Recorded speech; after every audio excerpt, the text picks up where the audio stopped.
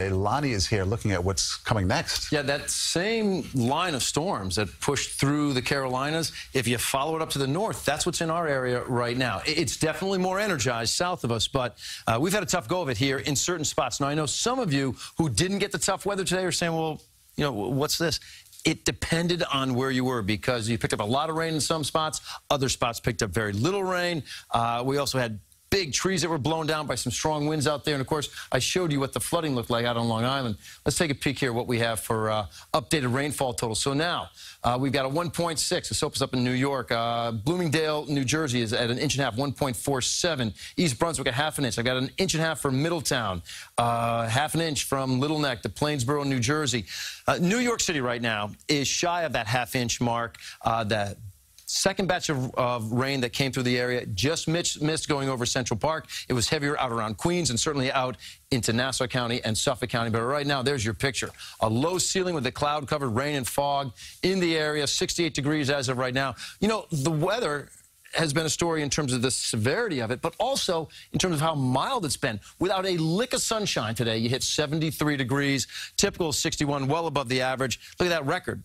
79 degrees, so you were only 6 degrees off of tying a record, but again, with no sunshine out there. That was in 2001 that record was set. So what do you expect? There's going to be a big difference in weather depending on where you live in our area, all right? Suffolk County, you've got a rough night ahead of you. I'm going to point that out to you in just a moment.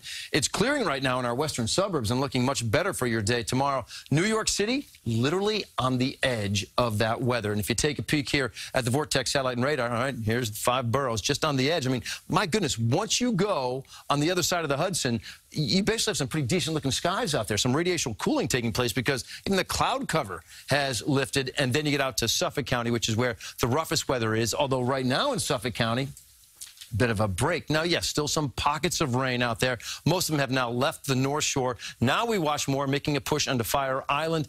But I'll tell you, you know what? We got to go out a little bit wider here still to show you what's down to our south. There's a line of strong storms that extends for 400 miles. Now, is it all going to go right over Suffolk County? The answer there is no. Some of this that you see out around, say, the Virginias and Carolinas are going to be pushing off to our east. But long line of that. If that was to all travel over the exact same town, boy, there'd be colossal flooding. I'm somewhat confident that there's going to be a little bit of an easterly push. I believe we're going to be experiencing I believe we will be experiencing some flooding conditions tonight in Suffolk County.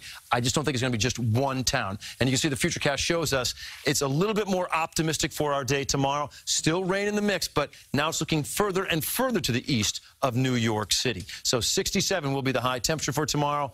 Then you get into Thursday, even a slight chance on Thursday for some wraparound precipitation as we finally get rid of this system. Friday looks like a good-looking day at 65. And then Saturday right now, the better day of the weekend, 68, with a pretty decent sunny sky overhead.